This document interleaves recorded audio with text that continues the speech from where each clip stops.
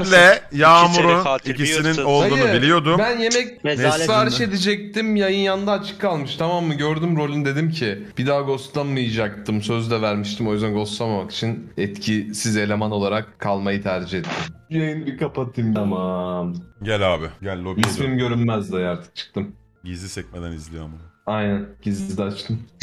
Ama açma da Gugu. güzel bir oyun çevir. Ya vallahi oğlum, ghostlamamak için oyunu müdahale etmedim lan. Lobiye dön. Ayıp Ama bak ediyorsun o ha. zaman da doğal olmuyor işte Alp'cim ya. Ya Bir yanında gördüm hepten da yanlışlıkla kapatsan- gördüm ya. Tamam Ne şimdi yapayım? kapalı mı hepten? Kapalı ghostlamayı Tamam, bir şimdi daha süredir keyifli bıraktım. olur. Tamam. İyi, Ghost değilsen sana verdim Alp. Eyvallah. Ben Ghost daha değil. gelmedim. Ben de verdim o Ben zaman senin Ghost değilsen. ghostluğu bırakmanın şerefini ilk gününü böyle kutlamak istiyorum. Sana verdim. Eyvallah. Kutlayalım abi ilk gününü. İnşallah terapi de göreceğiz bu konuyla alakalı. Terapini de gör inşallah.